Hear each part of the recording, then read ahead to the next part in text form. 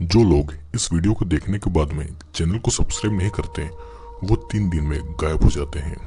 तो दोस्तों, आज मैं आपके लिए लेकर आया हूँ प्लेइंग विद डॉल्स मूवी का थर्ड पार्ट, जिसका नाम है प्लेइंग विद डॉल्स हैवॉक। और इसके बाद में इस मूवी का आखिरी पार्ट बचेगा, जो कि मैं इस वीडियो के बाद में जल्दी लेकर आने वाला हूँ। तो अगर आपने इस चैनल को सब्सक्राइब नहीं किया है तो सब्सक्राइब जरूर कर लीजिएगा। और मैं आपको बता दूँ, ये मूवी बहुत ही ज़्यादा स्लेशर मूवी है। अगर आपने इस मूवी के बाकी के पार्ट्स को नहीं देखा है तो आप नीचे लिंक में जाकर के उन पार्ट्स को भी देख सकते हैं।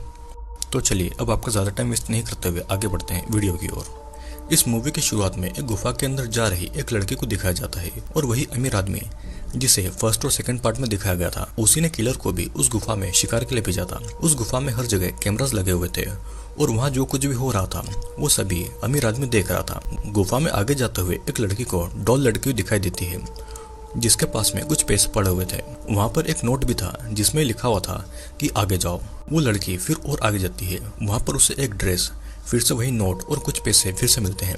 उस नोट में ये लिखा हुआ था कि इस ड्रेस को पहनो। वो लड़की उस ड्रेस को पहन के आगे जाती है।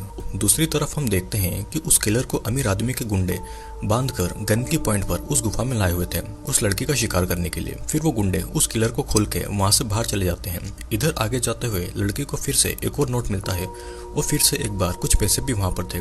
उस नोट में लिखा हुआ था कि सीढ़ियों से नीचे जाओ। आगे जाते हुए उस लड़की को एक और नोट और पैसे मिलते हैं। अगले नोट में ये लिखा हुआ था कि पीछे मुड़ के मत देखना। और शायद ये भी हो सकता है कि वो अमीर आदमी इस लड़की को यहाँ पर किसी गेम खेलने के लिए लेकर आया हो। वो लड़की जब पीछे मुड़कर देखती है तो किलर उस पर हमला कर देता है। उस लड़की की आवाज बाहर खड़े गुंडों को सुनाई देती है, तो वे गुंडे उस किलर को अपने साथ में ले जाने के लिए अंदर जाते हैं। अंदर जाने पर एक गुंडे ने किलर के ऊपर पीछे से हमला कर दिया था। वो किलर उस पर पत्थर मार रहा था और फिर किलर एक हथियार से उस गुंडे का पेट काट डालता है। वो लड़की जब होश में आती है तो ये सब देखकर उसके होश उड़ गए थे और वो डर के मारे वहां से भागने लगती है। किलर फिर उस गुंडे के पेट की आंतड़े निकाल देता है, जिससे कि उसकी वहीं पर मौत हो जाती है। अब किलर फिर जल्दी से खुद को आजाद करके वहां से निकल जाता है, क्योंकि वो किलर अब उस अमीर आदमी की गुलामी नहीं करना चाहता था। वो खुद का शिकार अपनी मर्जी से करना चाहता था। और वो अमीर आदमी किलर को आजाद देखकर बहुत ज्यादा गुस्सा होता है, किलर की तरफ जाती है। अब ये कहानी फिर वापस से किलर की ओर जाती है, जहाँ पर वो बर्फ से ढके हुए इलाके में अपना शिकार ढूंढ रहा था। उसके हाथ में एक हथियार था। और फिर हम मिया नाम की एक लड़की को देखते हैं, जो कि अपने बॉयफ्रेंड से मिलने आई हुई थी।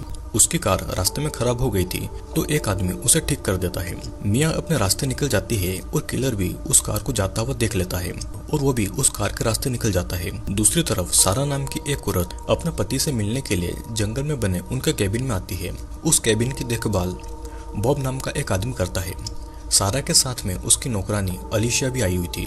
सारा घर के अंदर जाती है, तभी उसके पति का कॉल आता है, तो वो अपने पति को बताती है कि वो उनका कैबिन में पहुंच गई है। इधर किलर अपना शिकार ढूंढ रहा था, तभी उस कैबिन के बाहर मिया आती है। किलर मिया को देखकर बहुत ज्यादा खुश हो गया था, क्योंकि अब उसका शिकार रेडी था। मिया उस कैबिन के डोर को नॉक करती है और अंदर से सारा आती है। वो मिया से पूछती है कि क्या ये कैबिन ट्रिनिटी का है। ट्रिनिटी सारा का पति था और वो मिया को बताती है कि वो ट्रिनिटी की वाइफ है। और दोनों को एक दूसरे की बातों से पता लगता है कि सारा पति उसको और मिया को धोखा दे रहा है। मिया रोते हुए अपनी कार के पास जाती है और सारा उस कैबिन के अंदर चली जाती है। मिया की कार स्टार्ट नहीं हो रही थी, क्योंकि किलर ने उसकी कार को खराब कर दिया था। और बॉब मिया की मदद करने के लिए आता है, लेकिन मिया की कार ठीक नहीं होती। बॉब मिया को कैबिन के अंदर आने को कहता है और सारा भी कुछ देर के लिए मिया को घर में रहने के लिए कह देती है। कैबिन के अंदर मिया और सारा आपस में बातें करने लगते हैं। मिया सारा से कहती है कि उसे बिल्कुल भी नहीं पता था कि टिम शादीशुदा है, और अगर उसे ऐसा पता होता तो कभी भी उसके साथ में रिलेशनशिप में नहीं आती।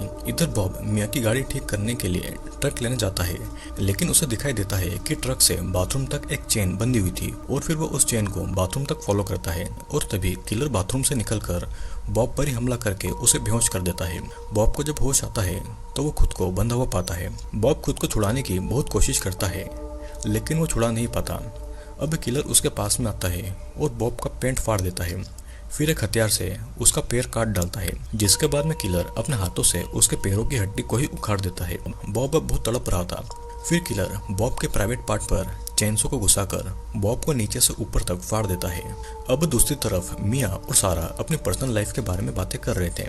मिया को काफी ज्यादा ठंड लग रही थी तो सारा अपनी नौकरानी को उसके कपड़े ड्रायर में डालने को बोलती है। अलीशा मिया को एक कंबल देकर उसके कपड़े को चेंज करने को कहती है। मिया अब जब कपड़े चेंज कर रही थी तो किलर बाहर से खड़ा होकर मिया को देख रहा था। सीन अब यहीं पर कट होता है और रात को अलीशा अपने रूम में सोने जाती है। तभी किलर पीछे से उसे पकड़कर उसकी आंखों में एक हथियार को घुसाकर उसकी आंखें फोड़ देता है। अलीशा चिल्ला नहीं पाती तो घर में किसी को भी ये पता नहीं चलता कि उसे किलर ने मार डाला है। इधर मिया बहुत देर तक बॉब का इंतजार कर रही थी और बॉब को इतनी देर होता देख मिया और सारा दोनों टेंशन में आ जाते हैं और अलीशा भी उनको बहुत देर से नजर नहीं आ रही थी। मिया बाहर से किसी से मदद मांगने जा रही थी लेकिन उससे फोन नहीं लग रहा था क्योंकि किलर ने फोन की तारें काट दी थी। तभी सारा का पति टिम आ जाता है। सारा मिया को उन दोनों को बात करने के लिए अकेला छोड़ देने को कहती है और मिया अंदर रूम में चली जाती है। टिम कैबिन के अंदर आता है और वहाँ पर उसकी वाइफ सारा को देखकर वो शॉक्ड हो जाता है। उसे लगता है कि कैबिन में उसकी गर्लफ्रेंड मिया होगी। सारा और टिम दोनों की आपस में बहुत ज्यादा बहस होती है और टिम को पता लगता है कि मिया भी उस घर में है और दोनों सब कुछ जान गए हैं। दूसरे वाले रूम में मिया को उन दोनों की आवाजें आ रही थी और वो उन दोनों की बातें सुनकर रो रही थी। कैबिन के अंदर ही वो किलर अलीशा की लाश के पास बैठा हुआ था और किलर फिर अलीशा की लाश की बड़ी बुरी तरह से चीरफाड़ करता है और उसके टुकड़े टुकड़े कर डालता है, जिसके बाद में वो अलीशा की रीढ़ की हड्डी को अपने हाथों से भी निकालता है। इधर सारा और टिम बातें कर रहे थे कि तभी किलर वहाँ पर उन पर हमला करने आ जाता है। किलर को देखकर सारा बहुत ज्यादा घबरा जाती है और टीम उस किलर से लड़ने के लिए चला जाता है लेकिन किलर उसे एक पंच मारकर बेहोश कर देता है और ये देखकर सारा इतनी ठंड में भी उस घर से बाहर भाग जाती है। सारा पुलिस को कॉल करने की बहुत कोशिश करती है लेकिन फोन नहीं लग रहा था। वो दौड़कर कार के पास में जाती है लेकिन कार की चाबियां उसके पास नहीं थी। बाहर इतनी ज्यादा बर्फ पड़ रही थी कि सारा एक जगह पर गिर जाती है और ठंड के मारे उसकी हालत बहुत ज्यादा खराब हो गई थी। इधर हम देखते हैं कि किलर टीम की लाश को लेकर घर से बाहर आता है, मतलब कि वो टीम को मार चुका था। यहाँ पर हम देखते हैं कि मिया को कुछ पता नहीं था कि दूसरी तरफ क्या चल रहा है। मिया भी बहुत जगह फोन लगाने की कोशिश करती है लेकिन फोन नहीं लग रहा था। मिया किचन की तरफ जाती है, उसे बाहर का कुछ भी नजर नहीं आता तो वो आवाज लगाती है लेकिन कोई भी उसका जवाब नहीं देता। और फिर तब मिया एक नोट पर उसका फोन नंबर लिखकर सारा की कार की चाबी लेने के लिए बाहर जाती है। मिया जब कार की तरफ जाती है तो वहाँ पर सारा ठंड के मारे जमी हुई पड़ी हुई थी। मिया सारा को उठाती है और उसे फिर से केबिन के अंदर ले आती है। मिया जब बाथरूम में जाती है तो सारा के पास में वही किलर आता है और किलर उसे मारने ही वाला था कि तभी मिया वहाँ पर आ जाती है, जिससे कि वो किलर छुप जाता है कि वो किलर सारा को लेने के लिए बाथरूम में जाता है और सारा को गर्म पानी में डाल देता है। मिया फिर से हॉल में जाती है और किलर आके मिया को डरा देता है, जिससे कि मिया जोर से चिल्ला पड़ती है। मिया के चिल्लाने की आवाज सारा को भी आ जाती है और सारा किसी तरह उस गर्म पानी के बाथटब से बाहर निकलती है। वो रूम में जाकर एक गन को निकालती है और अपने गीले कपड़ों को निकालकर कुछ दूसरा पहनने के लिए ढूंढती है। इधर मिया किलर से बचते हुए एक रूम के बेड के नीचे छुप जाती है और सारा भी पुलिस को फोन लगा रही थी लेकिन वो फोन अभी भी नहीं लग रहा था। मिया बेड के नीचे छुपी हुई थी तो किलर उस रूम में आ जाता है और उसी बेड पर बैठ जाता है।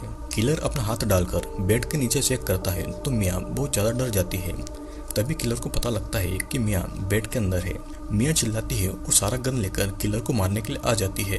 यहाँ पर मिया को किलर ने पकड़ रखा था और सारा गोली चला देती है लेकिन वो गोली किलर को नहीं बल्कि मिया को जा लगती है, जिससे कि मौका देखकर किलर सारा को पंच मार देता है और यहाँ पर गोली लगने के कारण मिया दर्द के मारे तड़प रही थी। सीन यहीं पर कट होता है। अगली सुबह हम देखते हैं कि सफेद बर्फ लाल खून से सनी हुई है और हर जगह लाशें ही लाशें थी। बर्फ पर एक जगह किसी का दिल भी निकाल कर रखा हुआ था और बर्फ के किसी कोने में एक जगह सारा को होश आता है। सारा के मुंह में किसी का अंगूठा डला हुआ था। वो डर के मारे वहां से उठती है तो उसके कमर में किसी का हाथ बंधा हुआ था और वो उस हाथ को फेंक कर दौड़ने लग जाती है। सारा ये देखती है कि वो किलर एक जगह पर किसी के टुकड़े टुकड़े कर रहा है।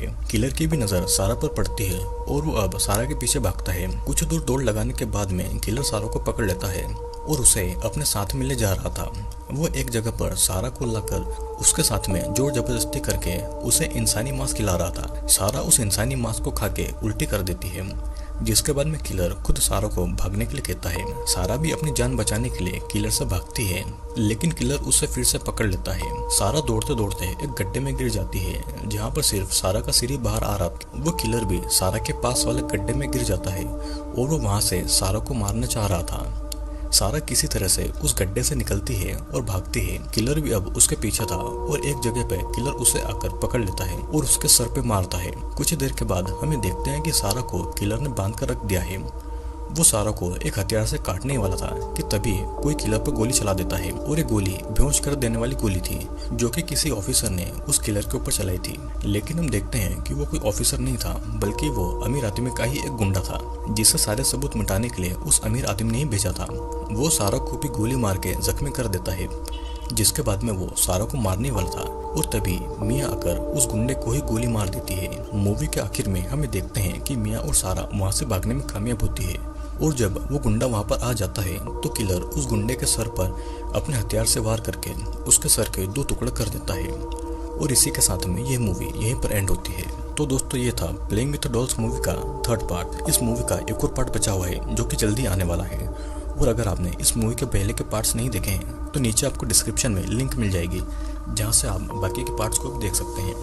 तो आज के लिए सिर्फ इतना ही और अब हम जल्दी ही मिलेंगे।